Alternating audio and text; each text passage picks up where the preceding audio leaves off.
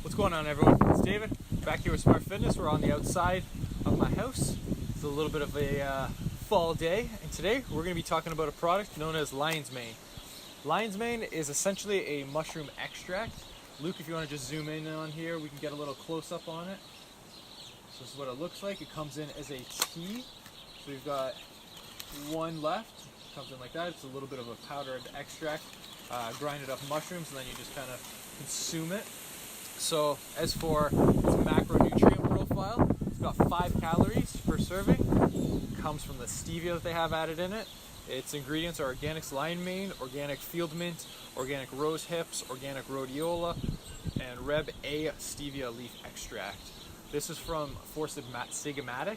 It's a organic US product that was imported in, and I've been taking it for the last month. I kind of detailed my entire exposure to it, as well as I've got some product acclaimed benefits for it. So we're going to jump right in.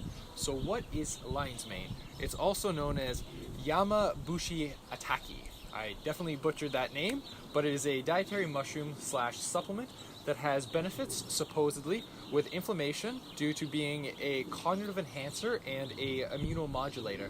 You guys see me looking down, I've got my trusty laptop here giving me a little bit of feedback. So moving along, it's thought to suppress inflammation or apparently stimulate it, which sounds kind of counterintuitive, which we're going to get down to the bottom of it.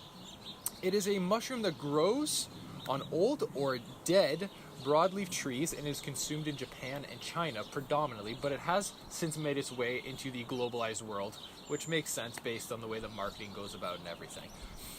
It's an edible fungus, obviously, and it's been well used in traditional Chinese medicine, especially with lineage in China and Japan. So according to Healthline, which is kind of the baseline for the reported benefits, and then I'm going to break down my own thoughts on it, it has 9 supposed health benefits, if you will. The first one is it supposedly protects against dementia. Now, I'm not entirely sure if it does protect against dementia because there is no longitudinal studies on it, especially not in humans, but there is reported benefits of it in mice.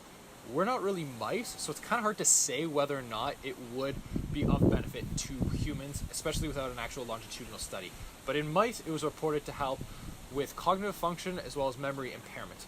Again, keep in mind, we are not mice. I'm going to be saying this quite a bit as we go along. It helps relieve mild symptoms of depression and anxiety. Again, in mice. We are not mice. For myself specifically, I did not notice that it was helping with depressive or anxiety symptoms, but at the same time, I don't really understand how it would work, especially if it's an anti-inflammatory as well as a antioxidant. So it doesn't really make sense how it would still help with reducing sympathetic nervous system function, which would, as a result, affect your cortisol levels. So from a neurochemical perspective, that doesn't really make a whole lot of sense. But supposedly in mice it helps with the hippocampus. But based on if it's doing this from an anti-inflammatory perspective, would it not also make sense that just taking simple omega-3s with DHA and EPA would assist in reducing anxiety and depression, just based on that as your baseline? Logically, we know that this is not how it works. So it may speed recovery of nervous system injuries. So when they say nervous system injuries, they're referring to stuff like injuries to the brainstem as well as the brain itself. I don't have a central nervous system or peripheral nervous system injury that I am obviously aware of, and nor do I feel like I have injuries to those, so I can't really speak on that. But again, in mice, it supposedly helped with increasing the recovery time from 20 to 40% in the studies that they quoted from Heart Healthline. I'll post a link to that below, but again, I'm not really sure if this is really logical because we are not mice. It protects against ulcers in the digestive tract. As somebody who has Crohn's disease, and I do have peptic ulcers, I can say that it does not. Because ironically, when I first started taking this tea, about half a month into it, I went and had an endoscopy, which is essentially a scope goes down your throat, and they take a look at imaging as well as biopsies. My ulcer had not changed at all prior to taking this. It was in the exact same state that it was in my previous biopsy, which was about a year prior to that. So theoretically, if it was doing something in that short term, I would have noticed that there was something somewhat occurring there. So again, I'm not entirely sure the mechanism behind what they're talking about, but according to the same website, they claim that it helps with H. pylori, as well as non-steroidal anti-inflammatories, which are known to cause ulcers, as well as just the constant inflammation of these ulcers. So if the baseline again is through inflammation, that doesn't really make sense because of the mechanisms behind it. If you understand how ulcers are formed, you would understand that just because you're reducing your inflammation, it's not going to cure yourself of these ulcers. Your diet, overall diet itself, as well as your lifestyle, play a huge role. So again, I'm not really sure the mechanism behind this or how they logically think that this works. Moving on, the fifth thing that they quote is it reduces heart disease risk. I'm not really sure about the mechanism behind that either, because heart disease risk is pretty broad. Are they referring to things like hypertension? Are they referring to things like heart failure? Are they referring to things of like just general atherosclerotic plaque buildup, like dyslipidemia related stuff, metabolic disorder? It's very vague, so I can't really speak on that one. But from a general heart health perspective, I can't see an anti-inflammatory or a supposed anti-inflammatory improve the prognosis of somebody who has hypertension just on that alone, when literally all the research we have coming out today shows that the best way to improve your heart health is to improve your heart itself through exercise, diet, as well as true medical interventions like beta blockers. So it's kind of hard to say whether or not this would actually do anything. In mice, again, supposedly it did help with heart health, but what are the underlying factors to this? Did they change their diet? The studies did not really say. Again, moving on, the sixth thing, apparently it helps with managing diabetes syndrome, which to me I don't agree with whatsoever or understand the mechanism of it, because if you understand how diabetes works, it's essentially your body has a problem with insulin production. So for type 8 or type 1 diabetics, you're having the pancreatic cells, basically their beta cells, are being destroyed. And in type 2, you're having non-functional pancreatic beta cells, so the insulin is not being produced or used properly. This anti-inflammatory product, or herb rather, it would not make logical sense between how it would help with this. Again, exercise, diet, lifestyle interventions all play a huge role. Taking one herb would not do that. So it's very difficult to say. It's kind of the same as like pre-workouts, where like you have caffeine and creatine, but you don't know which one is actually acting as an ergogenic aid when you've got them all together. It's like a multifactorial approach, so it's hard to say. But the claim is that it would affect glucose and insulin use, aiding in blood sugar control and reducing some negative effects. That's a very broad term, and I can't really speak on that. But what I would hypothesize is that it's based on other lifestyle interventions aiding in that, not just the tea or the lion's mane itself. The next thing is it may help fight cancer. Quite frankly, this claim is absurd.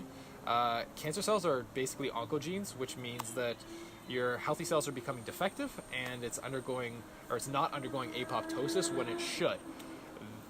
To suggest that an anti-inflammatory is going to control a natural process, as we know, cancer is a natural process. It's just when it becomes to a point that your body can't control it and the cells are mutating through DNA replication much faster than the body is able to either endocytote or exocytote, you're going to have some sort of cancer. So to claim that it controls cancer is completely absurd, quite frankly. Next, it reduces inflammation and oxidative stress. This is kind of like the only one that I could see it really working for, especially if it is a claimed anti-inflammatory. So if oxidative stress comes about when you have a highly inflamed state, which we know and understand. So theoretically, if it is an antioxidant, it could be playing this role here. But at the same time, you need to look at it outside of this vacuum of, is this the only factor here, or is there other factors controlling it? So quite frankly, you could say that eating a ton of blueberries are an antioxidant. So if you consume a diet high in blueberries, you're reducing your oxidative stress.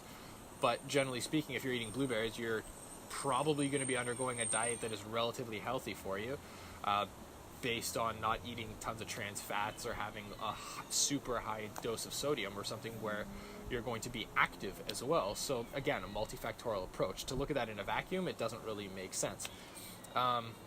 And the very last thing is it boosts the immune system, according to their claims, through intestinal immune system function. But again, this is in mice, so there's not a whole lot of scientific rigor on this in humans, so I can't really speak on that.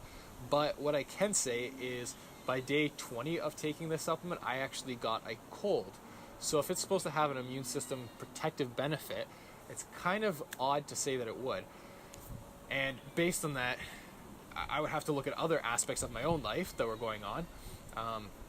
School was busy.